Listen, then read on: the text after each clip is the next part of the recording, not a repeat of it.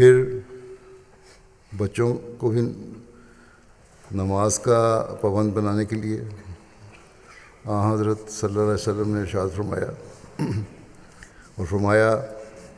کہ 7 سال کی عمر کو پہنچنے پر بچے کو نماز کی تلقین کرو، اور 10 سال کی عمر میں اس کو نماز کا پابند کرنے کے لیے کچھ سختی بھی کرنی پڑے تو کرو۔ اگر ماں باپ ہی نمازوں کے پابند نہ ہوں گے تو بچوں کو کس طرح کہہ سکتے ہیں؟ یا اگر بچے اپنے اجلاسوں یا مختلف ذریعوں سے یہ حدیث سن لیں، حضرت صلی اللہ علیہ وسلم کا ارشاد سن لیں، لیکن گھر میں وہ اپنے باپوں کو نمازوں کو پابند نہ دیکھیں تو ان پر کیا اثر ہوگا؟ یقیناً ایسے باپوں کے بچے یہ خیال کریں گے کہ اس حکم کی کوئی اہمیت نہیں ہے،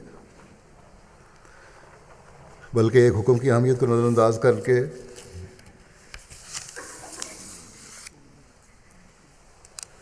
کرنے سے بچے کے دل پر ہر اسلامی حکم کی اہمیت کا اثر ختم ہو جائے گا۔ ایسے لوگ نہ صرف پھر حضرت صلی اللہ علیہ وسلم کے ارشاد کے مطابق خود گھاٹا پانے والوں میں شامل ہو رہے ہوتے ہیں، بلکہ اپنی اولاد کو بھی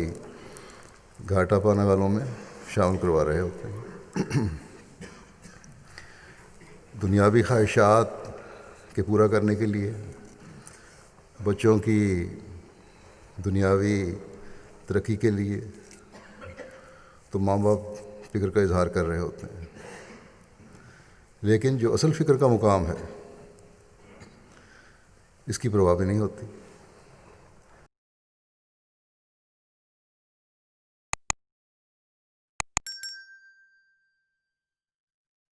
اولاد کو بھی اپنی اطاعت سکھائیں گے، عہد وفا کیا ہے ہم اس کو